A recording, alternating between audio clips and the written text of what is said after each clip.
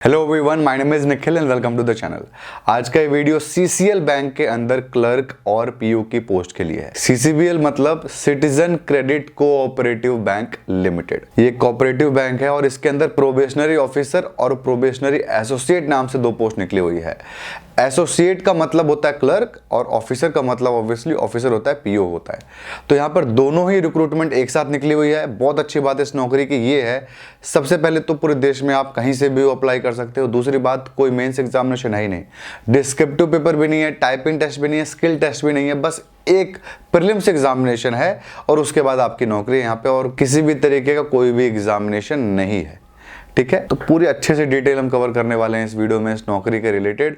तो एक बार ब्रीफली देख लेते हैं कौन कौन से पॉइंट्स के ऊपर यहाँ पे हम डिस्कशन करने वाले हैं। सबसे पहले बात करेंगे नोटिफिकेशन की डिटेल्स का, उसमें हम एलिजिबिलिटी क्राइटेरिया, एज वगैरह और जो भी छोटी मोटी चीज़ें उसको समझेंगे। उसके बाद हम देखेंगे एग्जामिनेशन पैटर्न कि आखिर कौन कौन से प्रोसेस से गुजर के आपकी नौकरी लगने वाली है। उसके बाद हम देखेंगे बुक्स, कौन सी बुक्स बेस्ट है इस नौकरी को क्रैक करने के लिए। उसके बाद हम सैलरी देख लेंगे, जॉब प्रोफाइल देखेंगे और किसको ये फॉर्म अप्लाई करना चाहिए, किसको ये नौकरी अप्लाई करनी चाहिए उसको एक बार देख लेंगे। उसके बाद हम बात करेंगे कट ऑफ का, उसके बाद प्रीवियस ईयर पेपर्स का। प्रीवियस ईयर पेपर्स का आपको बताया था, लिंक डिस्क्रिप्शन में अवेलेबल है, आप चाहो तो चेकआउट कर सकते हो। तो यही सारी चीज़ें हम पॉइंट्स पे डिस्कशन करने वाले हैं। एक चीज़ यहाँ पे आपको बता दूं, अगर आप इस नौकरी की या फिर किसी भी नौकरी की मॉक टेस्ट देना चाहते हो तो मेरी वेबसाइट पर अवेलेबल है knowrnikhil.in। 56,000 लोग यूज़ कर रहे हैं, आप भी चाहो तो यूज़ कर सकते हो।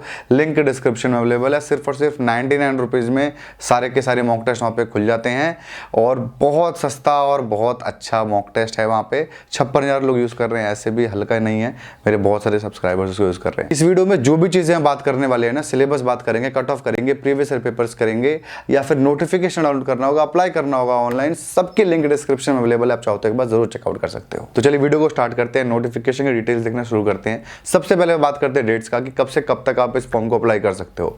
तो इसका फॉर्म आउट हुए काफ़ी दिन हो चुका है, थोड़े लेट अपलोड कर रहा हूँ, बट 2 अगस्त 2022 इस फॉर्म को भरने का आखिरी डेट है।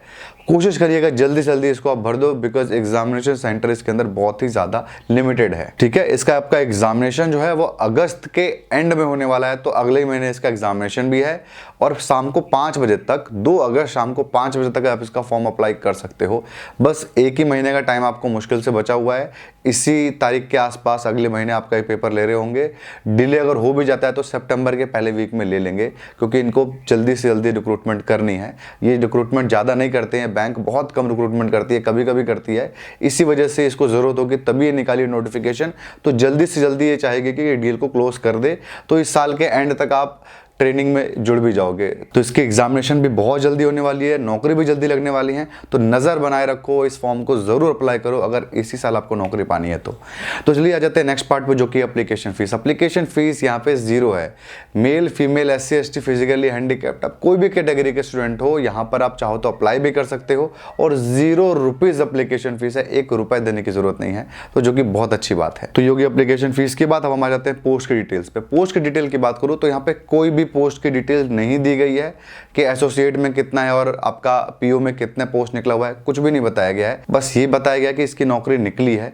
बहुत ज़्यादा पोस्ट का एक्सपेक्टेशन मत रखिएगा। आप 100-150 के आसपास क्लर्क का और 30 से 40 के आसपास पीओ का ही यहाँ पे आप पोस्ट का दिमाग में लेके चलिए। इससे ज़्यादा पोस्ट की रिक्रूटमेंट इसके अंदर नहीं लेने वाले ये लोग। तो मैंने आइडिया आपको दे दिया। दूसरी बात यहाँ पे ये है कि इस फॉर्म को भरते वक्त दिमाग में ज़रूर अच्छे से ध्यान से रखें कि आप किसी एक ही पोस्ट के लिए अप्लाई कर सकते हैं। अगर आपने पीओ के लिए अप्लाई कर दिया है, चूंकि इसके अंदर एप्लीकेशन फीस है नहीं, लोग दोनों के लिए अप्लाई करेंगे, तो आपने पीओ के लिए अगर पहले अप्लाई कर दिया, बाद में क्लर्क के लिए किया, तो क्लर्क वाला फॉर्म आपका माना जाएगा, पीओ वाला रिजेक्ट हो जाएगा। तो आप भले पीओ वाला फॉर्म 3 बार भर दो, उसके बाद 3 बार क्लर्क वाला फॉर्म भर दो, लास्ट में सबसे लेटेस्ट में जो आपने फॉर्म अप्लाई किया होगा ना, उसी को आपका फॉर्म माना जाएगा। बाकी सारे के सारे फॉर्म्स आपके रिजेक्ट हो जाएंगे। तो आप इनमें से किसी एक ही फॉर्म के लिए अप्लाई कर सकते हो, एक ही पोस्ट के लिए कर सकते हो। एलिजिबिलिटी क्राइटेरिया में देखिएगा कौन सा आप अप्लाई कर सकते हो, उसके हिसाब से डिसीजन लीजिएगा और एक ही अप्लाई करेगा, 2 को अप्लाई करने की जरूरत नहीं है। तो इसी बात पे हम आ जाते हैं एलिजिबिलिटी क्राइटेरिया पे। तो एज की बात करें तो जो मिनिमम एज की रिक्वायरमेंट दोनों ही पोस्ट के लिए है वो है 20 साल की। मैक्सिमम की बात करें तो पीओ यानी प्रोबेशनरी ऑफिसर के लिए 30 साल यानी 30 इयर्स की एज की रिक्वायरमेंट है, और क्लर्क के लिए यानी एसोसिएट के लिए 26 यानी 26 साल के एज की रिक्वायरमेंट है। तो 20 से 26 और 20 से 30 साल तक के लोग इस फॉर्म को अप्लाई कर सकते हैं। तो चलिए अब हम आ जाते हैं एजुकेशन क्वालिफिकेशन पे।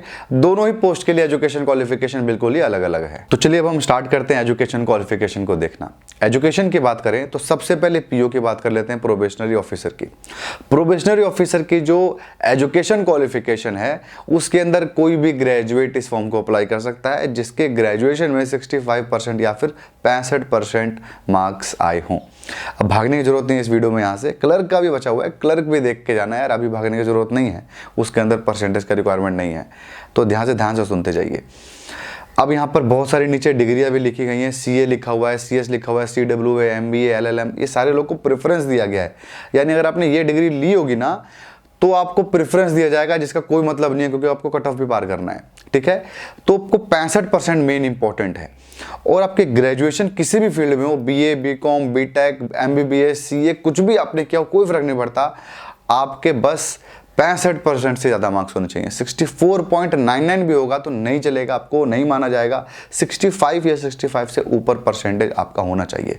अगर आपके ऑनर्स आपका डिग्री था, जैसे आपने बीकॉम ऑनर्स किया हुआ होगा, तो आपके बीकॉम और बीकॉम ऑनर्स के मार्क्स अगर अलग अलग लिखे होंगे आपके प्रोविजनल सर्टिफिकेट में, तो सिर्फ और सिर्फ आपके पास कोर्स को माना जाएगा, ठीक है। आप उसके में अगर 65 से ऊपर लाए होंगे तो आपका काम चल जाएगा, आप उसके थ्रू अप्लाई कर देना।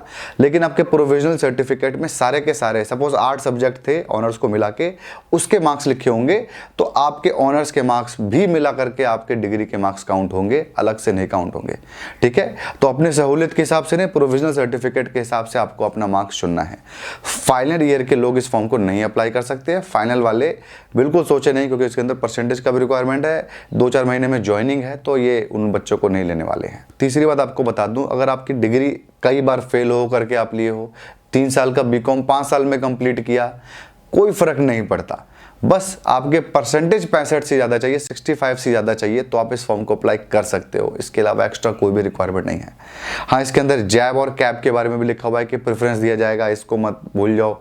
ये बैंक की नौकरी लग जाती है ना, निकल जाती है, उसके बाद आप पेपर देते हो जैब और कैब का, उसकी बात कर रहा है, तो वो तो यार हटा दो उस चीज़ को यहाँ से। इसके अलावा कोई और एक्स्ट्रा रिक्वायरमेंट नहीं है प्रोबेशनरी ऑफिसर की, यही रिक्वायरमेंट है आपकी। अब हम आ जाते हैं क्लर्क के ऊपर, यानी प्रोबेशनरी एसोसिएट के ऊपर। तो क्लर्क की बात करें तो क्लर्क में कोई भी बच्चा फॉर्म अप्लाई कर सकता है जो ग्रेजुएट है, परसेंटेज का कोई रिक्वायरमेंट नहीं है। कोई भी ग्रेजुएट किसी भी स्ट्रीम से, किसी भी फील्ड में कितना भी परसेंटेज हो अप्लाई कर सकता है। 33 आया हो चाहे 93 आया हो, अप्लाई कर सकते हो। बीए किया है, बीकॉम किया है, बीटेक किया है, चार्टर्ड अकाउंटेंट हो, आपने एमबीबीएस किया हुआ है, आप अप्लाई कर सकते हो, और कोई भी एक्स्ट्रा रिक्वायरमेंट यहाँ पे नहीं है एजुकेशन में, पढ़ाई लिखाई के अंदर। लेकिन ऐसे हल्के में जाने नहीं दिया जाएगा। क्लर्क की नौकरी है, याद रखिएगा, यानी एक राज्य के अंदर आप बंध के रहोगे तो एक्स्ट्रा रिक्वायरमेंट उसके साथ तो आता ही आता है। देखिए, कंप्यूटर की बेसिक नॉलेज होनी चाहिए, ये तो रिक्वायरमेंट है ही, इसका कोई पेपर नहीं लेने वाले हैं लोग, कोई डिग्री भी नहीं चाहिए, बस होना चाहिए, ऐसा ही कह रहे हैं। इंटरव्यू में 2-4 क्वेश्चन पूछ भी सकते हैं। तो ये आपका हो गया कि कंप्यूटर की नॉलेज चाहिए।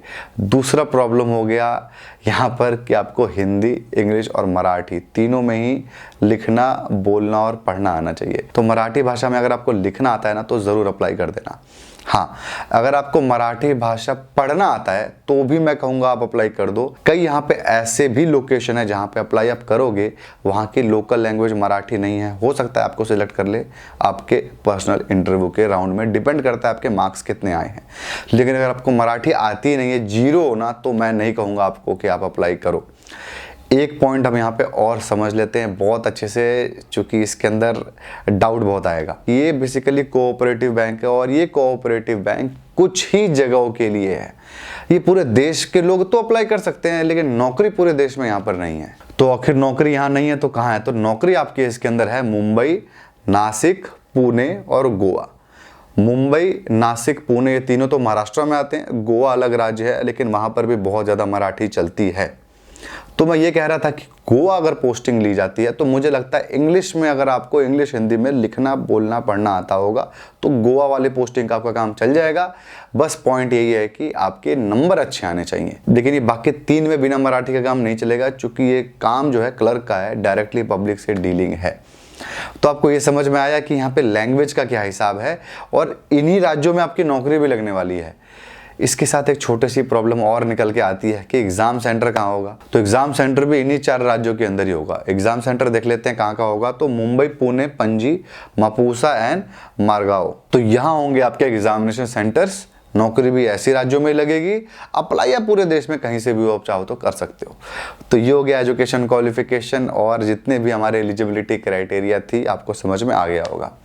अब यहाँ पर जो लोग अप्लाई कर पाएंगे इस फॉर्म को, वो आते हैं एग्जामिनेशन पैटर्न के ऊपर कि आखिर कौन कौन से प्रोसेस से गुजर के आपकी नौकरी लगने वाली है।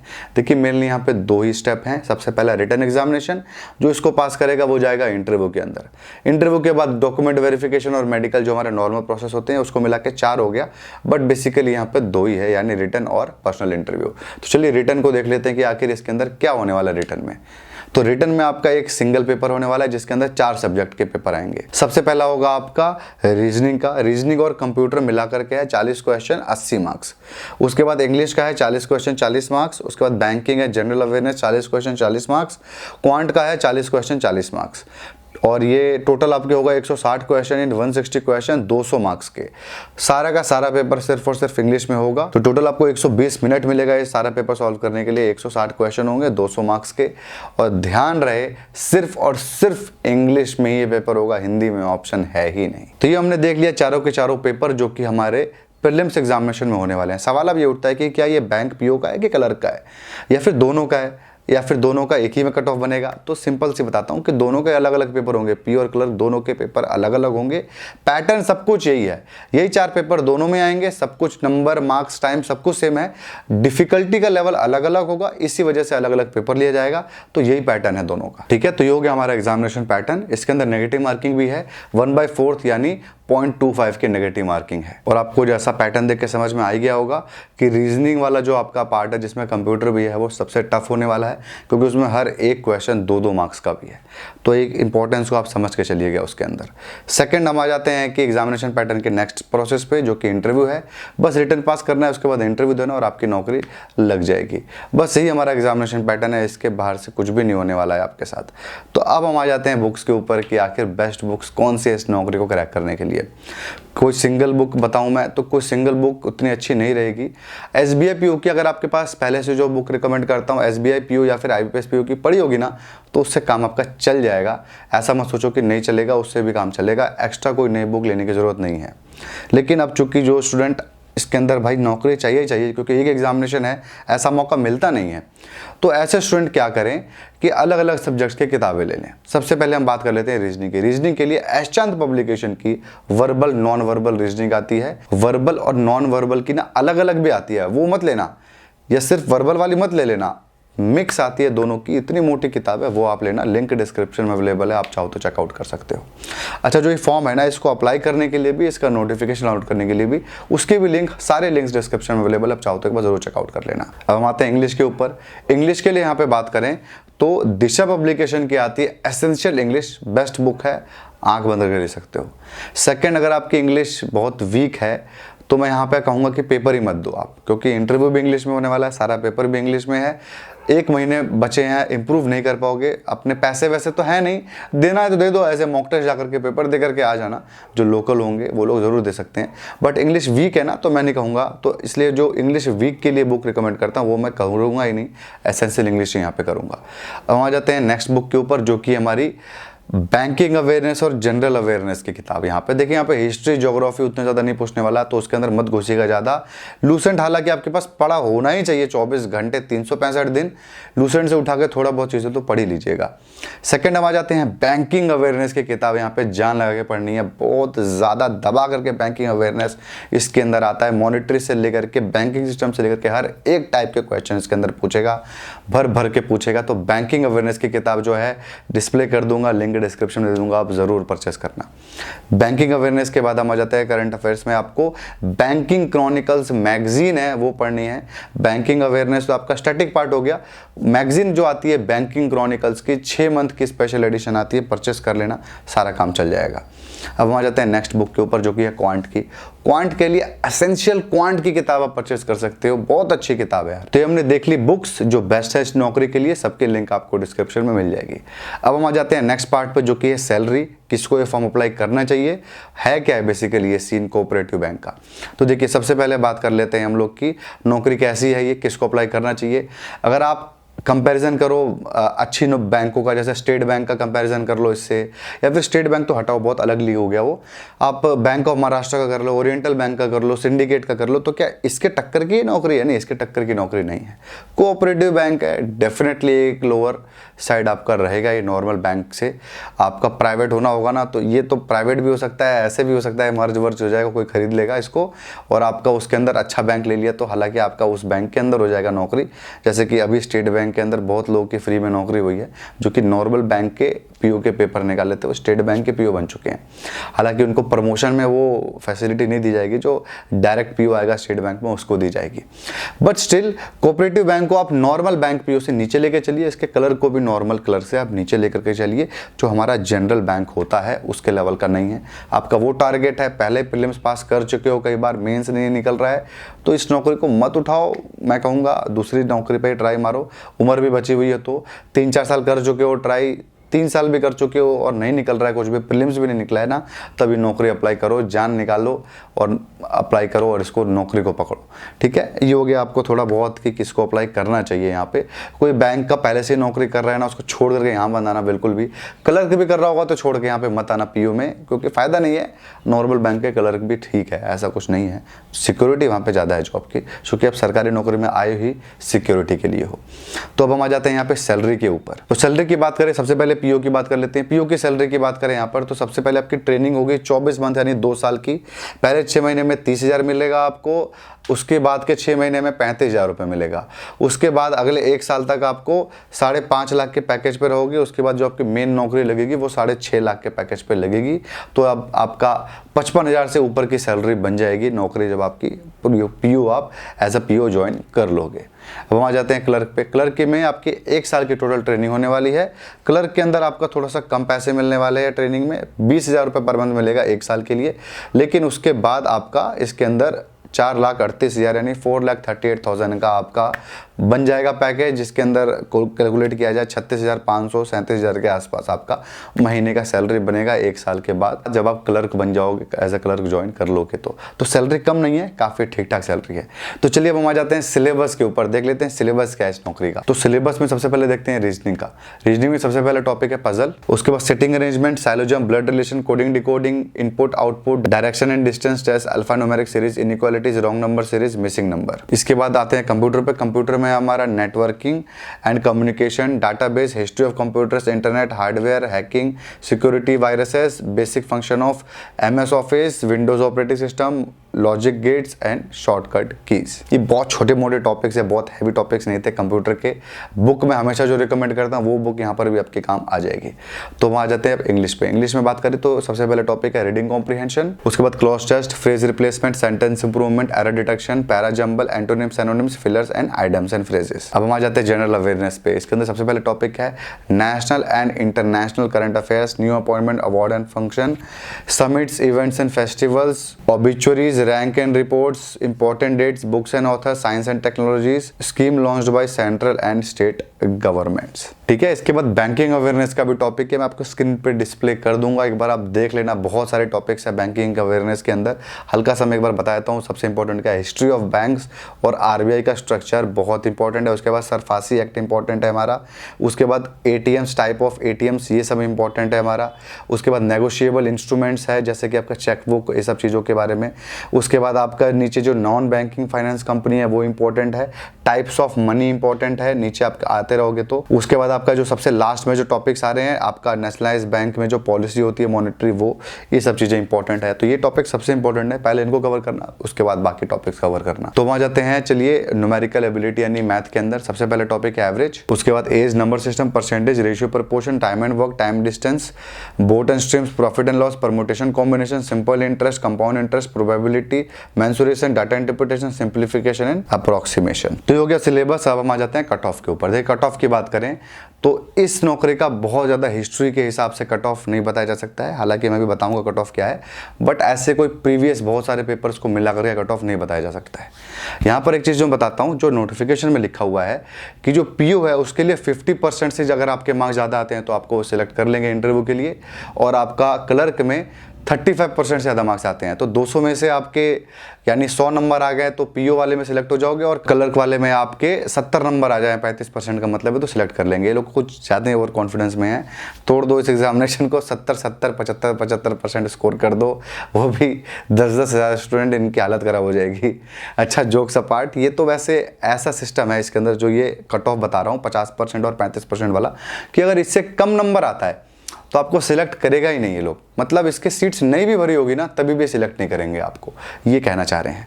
तो इसके नीचे वाले को तो देखेंगे नहीं, इसके ऊपर वाले ही आएंगे बच्चे। अगर कट ऑफ हाई जाता है, जो कि जाएगा ही जाएगा, तो आपको कट ऑफ के हिसाब से ही पेपर का काम बनेगा। कट ऑफ का आइडिया बता दो कितना होने वाला है कट ऑफ। पीओ में मुझे लग रहा है 125 से 130 के आसपास कट ऑफ जाएगा, और क्लर्क में भी मुझे 130 से 135 के आसपास कट ऑफ आता हुआ दिख रहा है। ये कलर का टोटल आइडिया जो अभी लग रहा है। तो ये हो गया कट ऑफ का आइडिया, आपको समझ में आया। प्रीवियस ईयर पेपर्स की लिंक आपको डिस्क्रिप्शन में मिल जाएगी। तो बस यही था आज के वीडियो में। आई होप आपको इस वीडियो से फायदा मिला होगा। अगर आपको इस वीडियो से फायदा मिला तो आप इस वीडियो को लाइक जरूर करें, कमेंट करें अपने राउट को, और अगर आपको ऐसे और वीडियो देखने होंगे तो आप इस चैनल को भी जरूर सब्सक्राइब करें। Thank you.